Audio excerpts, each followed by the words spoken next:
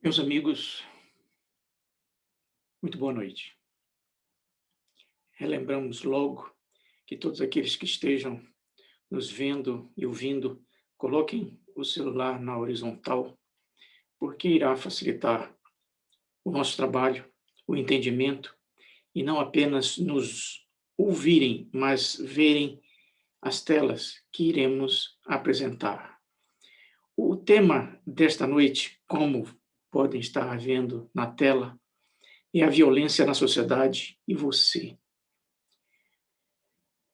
Dizer o porquê que nós estamos trazendo esse tema seria desnecessário, porque a violência está nas esquinas, a violência está nas escolas, a violência está dentro do lar, a violência está no trabalho, a violência está em cada canto em que muitas vezes possamos estar vivendo. E o que é interessante é que o violento é sempre o outro, o violento é sempre o vizinho, o violento é sempre aquele que está fora de nós. Nunca somos o violento. Então, por essas e outras razões é que nós estamos trazendo esse tema e nós colocamos a violência na sociedade e você. Qual é a nossa parcela? Como diz o nosso amigo Raul Teixeira, e vocês vão ver à frente, qual é a nossa parcela no dia a dia da violência? Esse é o porquê. O quando, por que nós estamos trazendo neste mês esse tema. Ele é uma pequena homenagem a nosso amigo Gandhi, que é um dos grandes e foi um dos grandes batalhadores pela não violência no mundo, em que ele desencarnou exatamente no dia 30 de janeiro, ou seja, na passagem de janeiro para fevereiro, em que ele foi assassinado exatamente porque na Índia ele lutava pela emancipação da Índia em relação à Inglaterra de uma forma não violenta, certo? Em que ele também lutava pela diminuição da segregação entre as diversas castas que ainda hoje existem na Índia. Então, o nosso trabalho tem o porquê, que é o porquê que afeta todos nós, a violência. E o quando é uma homenagem, é, na realidade, um incentivo que a gente consiga fazer essa não violência. E ele dizia, se nós seguirmos o olho por olho, o mundo vai acabar ficando cego. Porque é tão disseminado, é tão espalhado a violência que nós poderíamos dizer que nós fizemos ano passado aqui uma palestra em que nós definimos que a obsessão era uma pandemia invisível. Nós poderíamos dizer que a violência é uma pandemia visível. Ela nos afeta tanto quanto estarmos agora sendo afetados pelo coronavírus. Só que uma é invisível e a violência é visível, é palpável. Mas destacamos que a violência que queremos ver não é apenas a violência física, mas é a violência verbal, é a violência mental, é a violência que também, muitas vezes, não aparece. E como vocês podem estar vendo na tela, nós estamos simbolizando a violência como uma árvore. Esta árvore tem raiz, tem caule, tem frutos. Precisamos saber, primeiro, o que está na raiz dessa violência e o que aduba esta violência. Qual é a nossa participação na raiz? Qual é a nossa participação nesse adubar? E talvez mais importante do que isso é como podar esta árvore. Os nossos dois grandes amigos que todos nós conhecemos, em particular o Raul Teixeira, ele diz o seguinte: se nos dermos conta que é no indivíduo que é o nascedouro da violência, ou seja, ele já está nos respondendo uma das questões básicas. Qual é a raiz daquela árvore?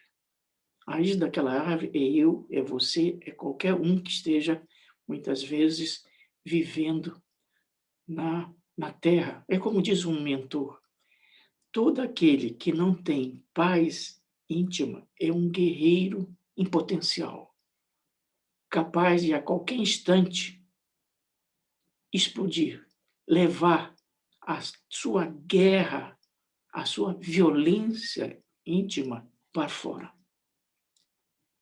Então, a raiz da violência não está fora. A raiz da violência está dentro da gente. E é exatamente por isso que o nosso amigo Divaldo diz: a violência é uma doença da alma. Ou seja, o homem violento é aquele homem que, de alguma forma, está enfermo. Ele alia, muitas vezes, a deficiências íntimas de egoísmo, de orgulho, de inveja, com outras profundos sofrimentos. Que sofrimentos? Sofrimentos no lar, sofrimentos de pais indiferentes, sofrimento de pais violentos, sofrimento de pais desencontrados, ou uma violência que vem de um desemprego, de uma falta de saúde, de uma falta de um lar onde ficar, ou violências íntimas, as violências frutas das nossas vidas anteriores, que se refletem em obsessões íntimas e externas. São esses sofrimentos aliados com as nossas deficiências espirituais que explodem como violência. A violência é uma consequência, é um efeito de algo muito desequilibrado que está dentro de nós. Então é por isso que volto que o nosso amigo Raul Teixeira coloca que a raiz está dentro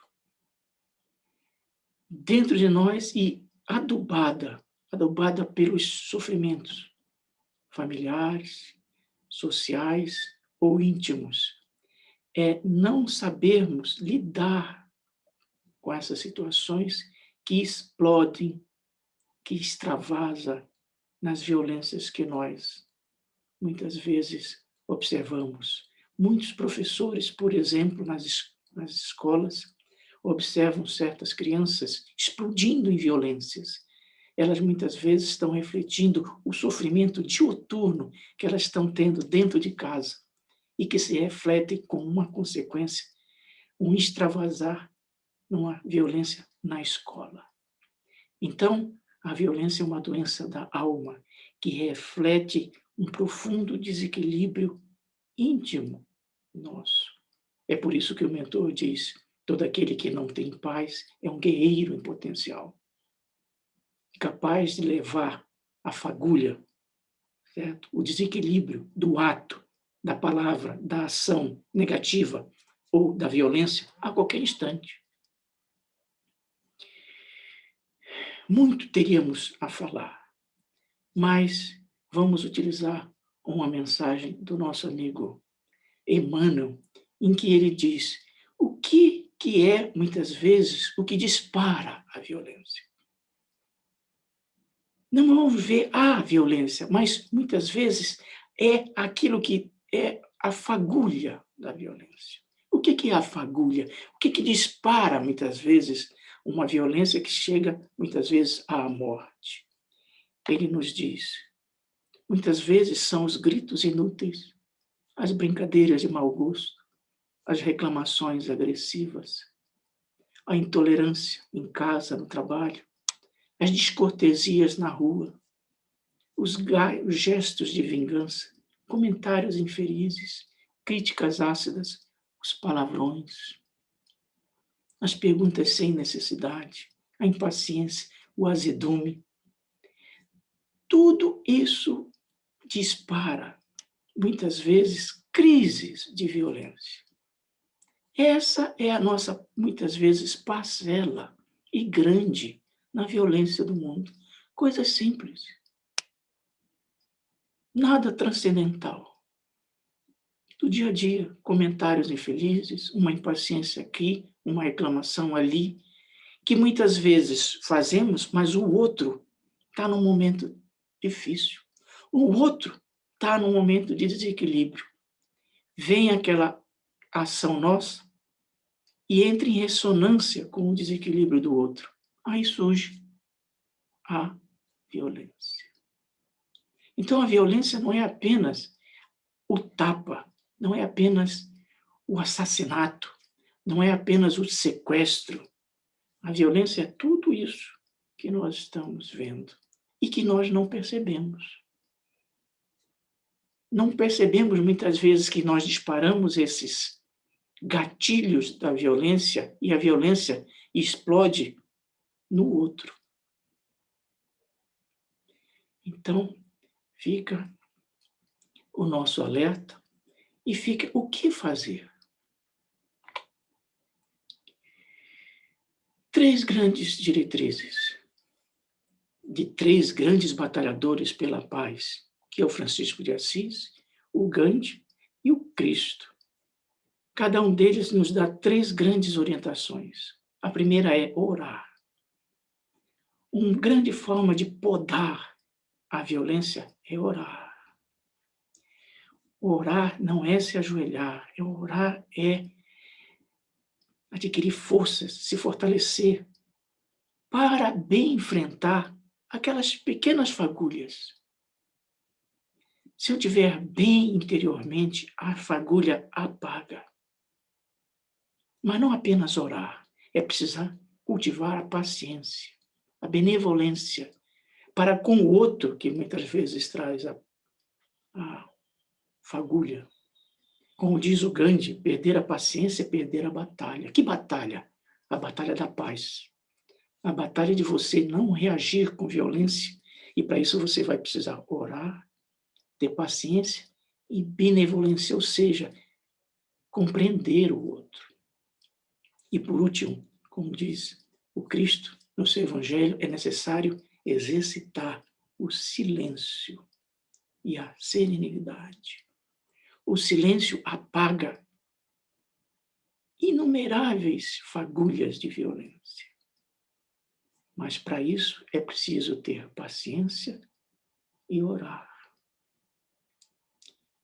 Muitas outras diretrizes teríamos, e vocês vão receber. Mas aqui estamos destacando 3. Orar, cultivar a paciência e exercitar o silêncio. São maneiras de podar a árvore da violência. Ou sintetizando, como diz a nossa amiga Joana de Ângeles, a humildade, a paciência e a brandura são os métodos mais eficazes de enfrentar a violência. A humildade, a paciência e a brandura. Por quê? Porque o nosso amigo Emmanuel diz, olha, o espírita é convidado a guardar-se por célula sadia. Não dissemos que a violência é uma doença da alma. Nós deveríamos não ter ou cultivar essa célula doente. E por último, a nossa amiga Joana nos diz, viver em espírito é um desafio, em paz de espírito é um desafio. E é um desafio que todos nós sabemos, difícil.